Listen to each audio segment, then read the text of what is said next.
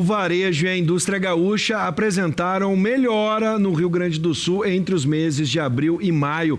O crescimento foi de 13,3%, segundo o levantamento do IBGE, divulgado ontem.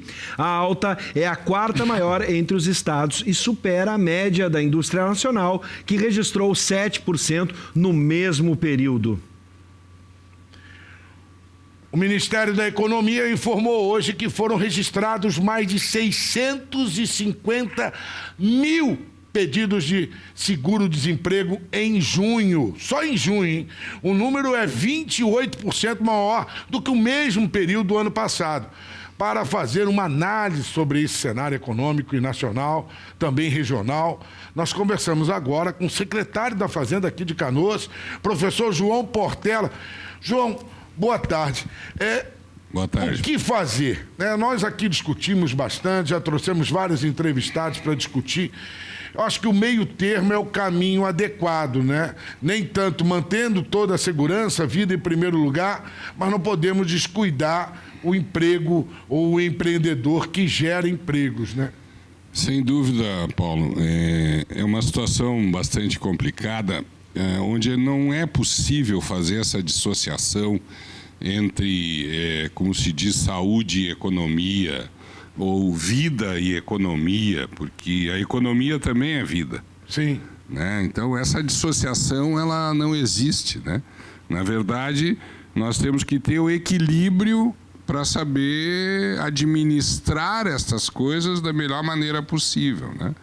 Evidentemente que, passada esse período da pandemia e do vírus, nós vamos sentir efeitos econômicos que a gente não tem ainda uma dimensão exata, né? O que está acontecendo hoje? Você restringe a atividade econômica, os indicadores caem de emprego, de renda. Você reabre atividades econômicas, os indicadores melhoram, né? Mas você falava aqui de Canoas comigo antes do programa, que exatamente, quando tem o fechamento, para de arrecadar. A própria arrecadação reflete muito isso, né? Porque ela é o resultado exatamente da atividade econômica. Então, quanto maiores as restrições, maior é a queda de arrecadação. E aí gera desemprego. E aí gera dificuldades para o serviço público manter os próprios serviços essenciais e gera o desemprego, fome, miséria, que é uma coisa que nós vamos ter que, aí, passada a pandemia, nós ainda vamos ter que enfrentar essa outra etapa aí, que vai ser a crise do emprego, da renda e da sustentabilidade. Professor, mais uma vez, seja bem-vindo. Obrigado. Para a gente poder entender essa situação que preocupa, porque muitos pequenos empresários, eles não estão conseguindo, estão reclamando de dificuldades para conseguir crédito junto aos bancos, em especial bancos públicos. Sobre os bancos públicos, como é que o senhor avalia essas medidas do governo federal? Por que os empréstimos estão demorando tanto para chegar no microempresário? Eu tenho ouvido essa reclamação corrente. Eu sou microempresário. E a nossa microempresa, é uma microempresa familiar, nós acessamos lá em abril, logo que foi anunciado, aquele financiamento para a folha de pagamento. Aquele que o governo deu um prazo de carência. MP 936. Lá no início de abril e maio, né, agora parece que foi prorrogado, nós acessamos através de um banco privado, que é o banco com o qual nós trabalhamos, mas foi rápido e imediato. Acessamos e, inclusive, mantivemos empregos em função disso. Lá, nós hoje, a nossa empresa emprega o quê? Acho que em torno de 30 pessoas. Né? Nós conseguimos manter os empregos em função disso. Mas eu tenho ouvido essa reclamação, eu acredito que a dificuldade maior até nos bancos públicos, que realmente, infelizmente, o governo tem essa dificuldade de agilidade, né, na disponibilização dessas linhas de crédito. Eu, particularmente, estou dando aí um depoimento meu, pessoal, eu tive um acesso fácil e rápido. Não sei exatamente o que pode ter ocorrido com outros, mas eu tenho ouvido muito essa reclamação.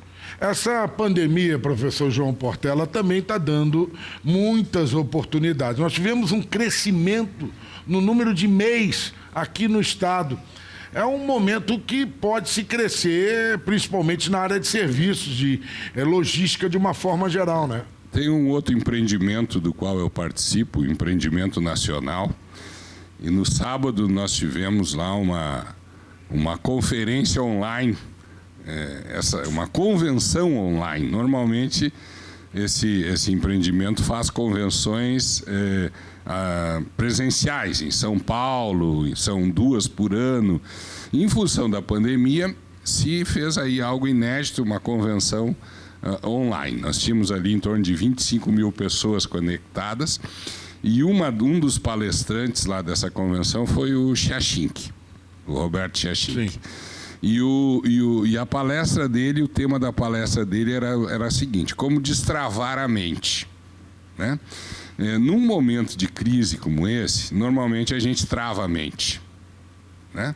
A gente fica paralisado. Fica olhando televisão, só notícia ruim, só isso, aquilo. Você entra numa roda viva e paralisa completamente a sua mente. Você precisa destravar a mente. Você precisa saber o seguinte: bom, o problema está aí. Como é que eu vou enfrentar ele? Como é que eu saio disso?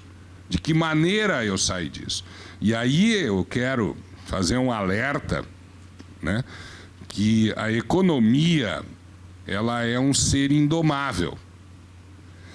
Quando você coloca restrições sobre atividades econômicas, as pessoas buscam maneiras de encontrar caminhos para suplantar isso.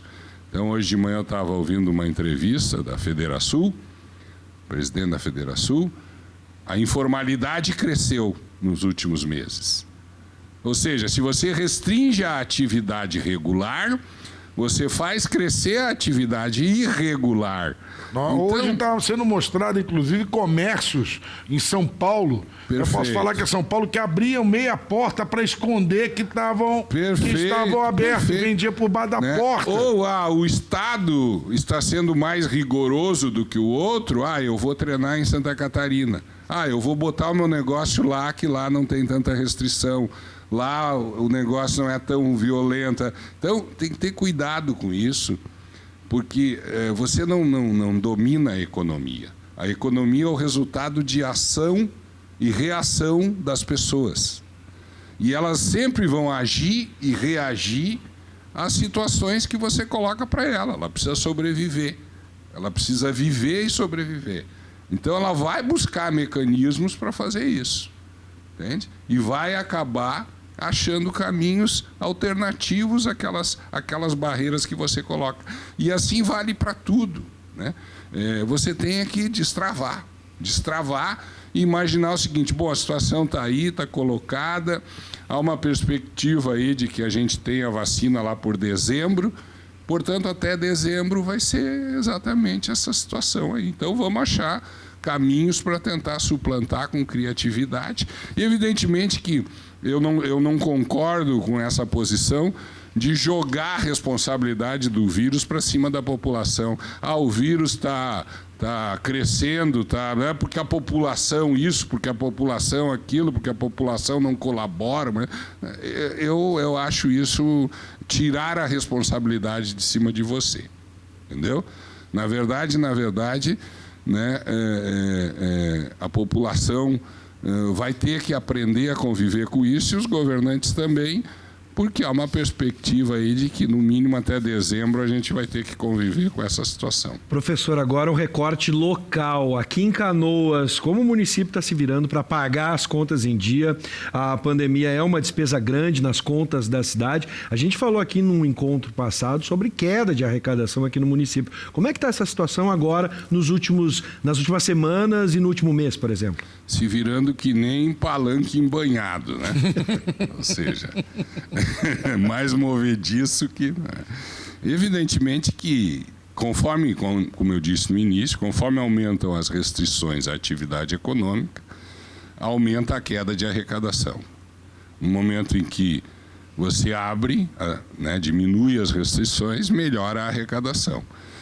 Nós já não tínhamos uma situação confortável, né? O município de Canoas tem um investimento em saúde bastante acima da média nacional, né? O município hoje investe de 20% a 22% em saúde, quando o limite constitucional é de 15%, ou seja, é um investimento bem maior, né? Se você imaginar fora Porto Alegre, quantos municípios possuem 3 hospitais bancados integralmente pelo município? Eu não sei, pensando assim, não me lembro de outros. São, né? 156 municípios que referenciados em Canoas. O HU aqui da UBRA atende. Né? Referenciados em Canoas. Então, a nossa situação orçamentária e financeira não é confortável. Ela é bastante, muito antes pelo contrário, bastante apertada. Então, quando você tem uma situação de queda de arrecadação, como é resultado da pandemia, bom, aí você vai começar a ver, escolher o que é a prioridade da prioridade, né? Você normalmente tem que escolher a prioridade. Nós já estamos numa etapa de escolher a prioridade da prioridade, né? Então, é uma situação difícil, mas que tem que ser enfrentada. O senhor falou na queda de arrecadação, num primeiro momento, de quase 40% no início da pandemia. Agora, como é que está a situação? Junho nós tivemos uma melhora, até porque abril, né, fim de abril, eu acho que foi, início de maio ali, houve uma abertura das atividades econômicas, e isso se refletiu numa arrecadação em junho razoável. A de maio teve queda, a de abril teve queda, e a de julho está iniciando muito ruim. Esses primeiros 9 dias aí estão demonstrando que nós vamos ter uma situação gravíssima em julho, diante do fechamento que vem agora ocorrendo nos últimos 10 dias, né? Se isso se prolongar, parece que a semana vai, não sei se a semana que vem ainda vai, mas vamos dizer que vá a semana que vem ainda esse fechamento. Bom, aí o mês de julho está completamente comprometido. E nós entramos nos meses que a gente chama de meses difíceis, agosto, setembro e outubro. São os 3 meses que, historicamente, a arrecadação tem queda. Então, a queda em cima da queda vai se tornar bem mais dramático. Olha, estamos aqui com o nosso professor João Portela. Só te agradecer, não sei se tem mais alguma colocação, te agradecer pela participação aqui.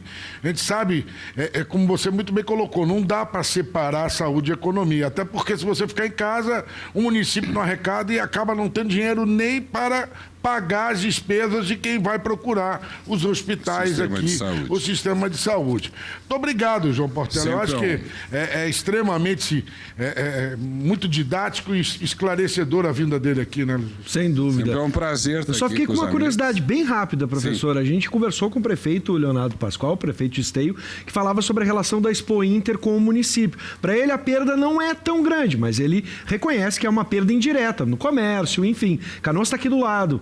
Com o cancelamento da Expo Inter neste ano, há algum tipo de reflexo? Com certeza. Nós temos indústria de máquinas e equipamentos em Canoas, é uma área bastante forte. Evidentemente que sem a ocorrência da Expo Inter, nós teremos queda de vendas. Sim. Com a queda de vendas, nós teremos índices menores de produção. Com índices menores de produção, nós teremos menos emprego, menos renda, menos geração de imposto, né? Quer dizer, então, evidentemente que o reflexo, não só para nós, mas para todo o Estado, né?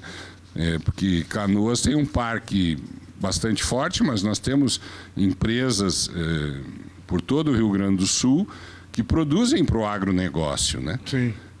E, evidentemente, que sem a feira se perde uma grande oportunidade de comercialização e, com isso, teremos menos arrecadação, teremos menos geração de renda, menos geração de impostos, enfim. Perfeito, professor. Sempre é um reflexo ruim e negativo.